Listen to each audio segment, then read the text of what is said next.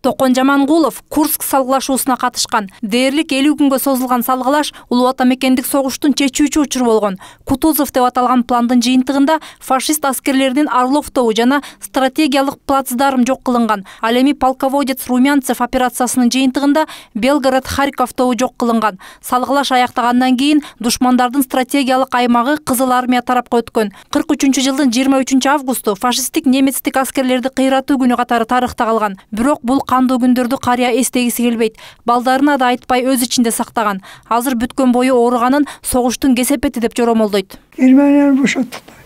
Экинчи дүйнөлүк согушту жаттык да. Колхозуна карап жооптук. Мол болсун. Ага келди. Анда Совет Союзуна катышты. Согуштан кайтып келгенден кийин 48-жылдан тартып айылдык мектепте кыргыз тилчи мугалими болуп эмгектенген. Кийинчерээк билимин жогорулатуу үчүн Кыргыз мамлекеттик университетинин филология факультетин аяктаган. 82-жылы пенсияга чыкканына карабай, келечек муунга билим берүүсүн токтоткон жок. Бир кыз, бир уулга ата болду. Анын абалы былтыртан тартып оорлой баштаган. Азыр өз алдынча баса албагандыктан уулу эшикке көтөрүп чыгып турат. Учурда кичүү уулунун колунда 2 бөлмөлүү чакан үйдө күн кечиришет. Мына кичине тамыз неметип койдук эле, ушуга бүтке жардам болсо бүтө албай жатырык да. Эми өзүм каражатым жакшы жетпей жатыр. Өзүм 5 балам бар. Анан нары тарсаң, бери тарсаң жетпейт. Азыр баскарып турганы кыйындап калды. Кыйындап калды. Бир ордунан жылбайт, көтөрүп бияка барам, мындай неме кылам.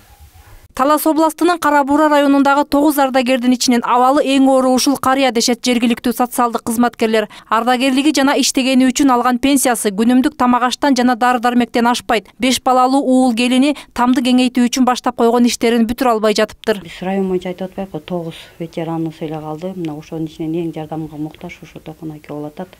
Бүгүнкү күндө мына көрүп отурасыздар, 2 комнаталуу тамда жашап атат. Анан жаңы там баштаптыр. Ошонун бүткөнгө бүтке көмөк болсо, ошо көзү тирүүсүндө ошол тамга кирип, балдардын жанында ошо тамдын рахатын көрүп бүтке жашап калса деген ойдобуз. Убагында Германияга чейин барып, келечек муун үчүн улуу жеңишти алып берүүгө катышкан карыя учурда жардамга муктаж. Каржылык колдоодон согуш ардагеринин үй бүлөсү баш тартпайт. Мээрим Ташыбекова, Асхат Ибраимов, НТС, Талас областы.